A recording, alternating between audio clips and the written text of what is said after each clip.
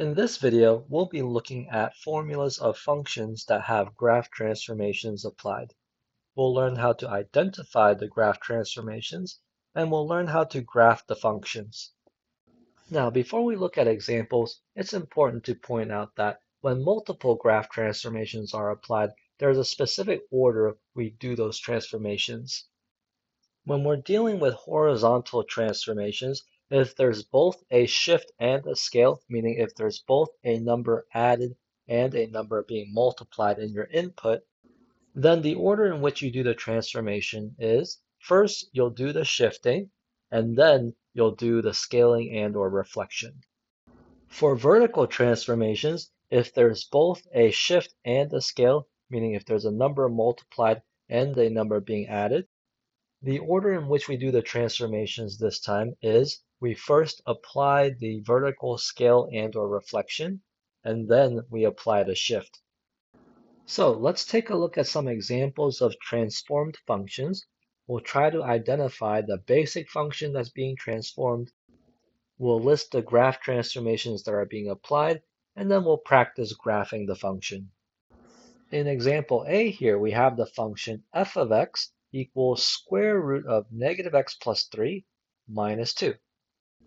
Now, first we want to identify the basic function that's being transformed. Looking at the operations that are in this function, we know that when we add or subtract a number, that usually corresponds with a shift, and when we multiply by a number, that usually corresponds to a scaling or reflection. When I look at this function, we see this plus 3 here, which corresponds with a shift. A negative in front of the x corresponds with a reflection, and then a minus 2 at the end, that also corresponds with a shift. So if we ignore all of those operations, what's really left here? Well, there's still a square root of x. And so that is my basic function. The square root of x is the thing that's being transformed. Now let's take a look at what specific transformations are here. Typically, we can begin by looking at the horizontal transformations. In order to do that, we want to look inside the square root and think about what operations are being performed on the x. In my function, there are two operations performed on the x inside the square root. There's a negative 1 multiplied to the x, and then we have a 3 added. This means that there is both a horizontal shift and a horizontal reflection. And from what we learned up here, if there's both of these operations, the order in which we do them is apply the shift first and then the reflection second. So for our graph transformations, first we'll deal with that plus 3. The plus 3, remember, corresponds with a shift to the left 3 units. And then the minus 1 being multiplied to the x corresponds with a horizontal reflection. So those are my two horizontal graph transformations. If we want to look at the vertical graph transformations, we want to look outside of the square root and think about what operations are being done outside.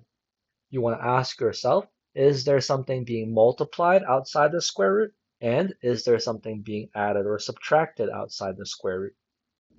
In this example, there's nothing being multiplied outside the square root, but there is a 2 being subtracted. So there's no vertical scale or reflection, but there is a vertical shift. And so that shift here is a shift down 2 units. So those are all of my graph transformations. Let's now try to sketch the graph of our function. To begin, we can draw a sketch of what the basic function looks like. In this case, our basic function is the square root of x function. So let's draw that graph. Next, we'll apply the graph transformations one at a time and track what the graph looks like at each stage. Our first transformation is a shift to the left 3 units. So take your red graph there and move it to the left 3 units. It would look approximately like this. So this would be the graph of square root of x plus 3. Since we're just drawing a sketch of this function, we don't have to be completely accurate. We don't even have marks on our axis, so this is more of a qualitative thing. Our next graph transformation is a horizontal reflection. This means that we'll want to take our blue graph and we want to flip it horizontally, meaning flip it across the y-axis. So if we do that, we end up with the following graph. This would be the graph of square root of negative x plus 3. And now we just have one last step. Our third graph transformation is to shift down 2 units. So take our green graph and move that down 2 units, and we end up with something that looks like this. So this purple graph is the graph of our function f of x equals square root of negative x plus 3 minus 2. Let's take a look at a couple more examples. In example B here, we have the function g of x equals negative absolute value of 2x plus 4. First, we want to identify the basic function. To do that, we want to ignore all of the operations in the function that correspond with graph transformations. For example, this 2 multiplied to the x corresponds with a horizontal scale. This negative in front corresponds to a vertical reflection, and the plus 4 at the end corresponds with a vertical shift. So if we ignore all of those operations, what's left? Well, the only operation that doesn't go away is the absolute value. So our basic function is the absolute value of x. Now let's try to list our graph transformations. We'll start by figuring out the horizontal graph transformations. We want to look inside the absolute value and see what operations are being performed. Is there something being multiplied? And is there something being added or subtracted? Well, there's a 2 being multiplied, but nothing added or subtracted, so there's only a horizontal scale, no horizontal shifts. So our first graph transformation is a horizontal scale. This time is by a factor of 1/2, because when we do horizontal scale, there is that reciprocal effect. So even though there's a 2 being multiplied to our x, when we actually go to graph this thing, all of our x coordinates are multiplied by 1/2. Next, we'll look at vertical graph transformations. To do that, we want to look outside of the absolute value and ask ourselves, is there something being multiplied? Is there something being added or subtracted? In this case, there's both. There's a -1 being multiplied outside and a +4 at the end. Now remember that the order in which we apply the vertical transformations is first we do scaling or reflection, and then we do the shift. So our next graph transformation would be the vertical reflection because we're multiplying by a -1. And then our last graph transformation would be that shift up 4 units from the +4 at the end. Now let's graph our function. We'll start by drawing the basic function. The absolute value function looks something like this. Our first graph transformation is a horizontal scale by a factor of 1/2. That means we're going to take our red graph and compress it so that it's half as wide as it used to be. So we'll end up with something that looks like this. This would be absolute value of 2x. Next, we want to apply a vertical reflection. So take our blue graph and flip it across the x-axis. This would give us something that looks like this. This is the graph of negative of absolute value of 2x. Our last graph transformation is a shift up 4 units. So all we have to do is take our green graph, move it up 4 units, and we end up with a graph that looks like this. This is our function g of x equals negative of absolute value of 2x plus 4. Let's look at one last example.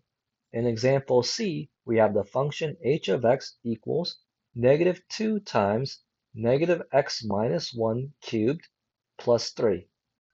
So in order to identify the basic function, we want to look at all of the operations that correspond with a graph transformation. For example, the -2 being multiplied here corresponds with a scaling. The negative in front of the x corresponds to a reflection.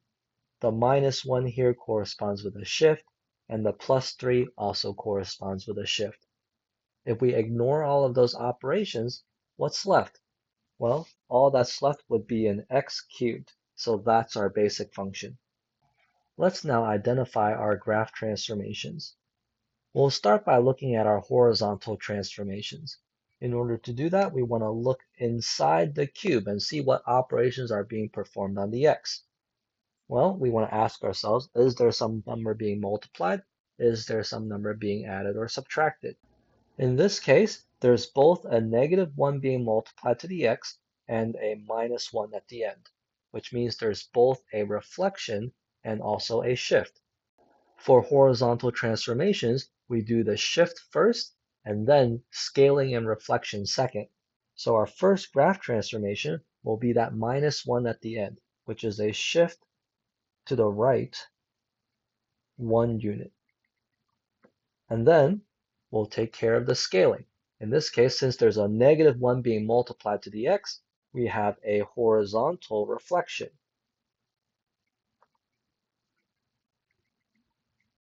So that takes care of our horizontal graph transformations.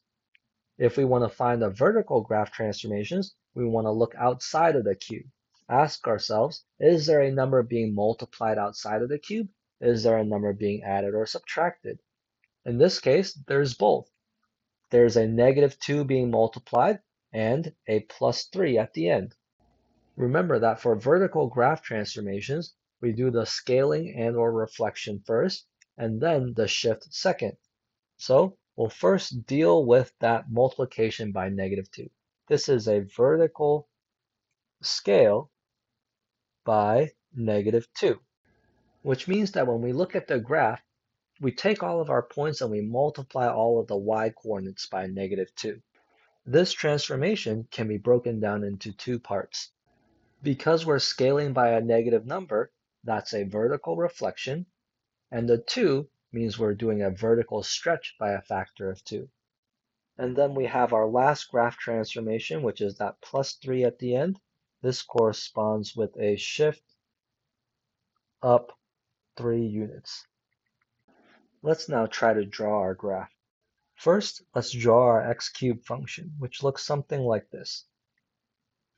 We then want to move this to the right 1 unit, so our graph would then look like this.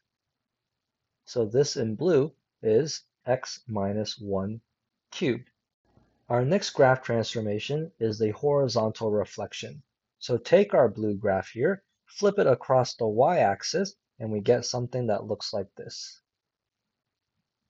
This would be the graph of -x minus 1 cubed.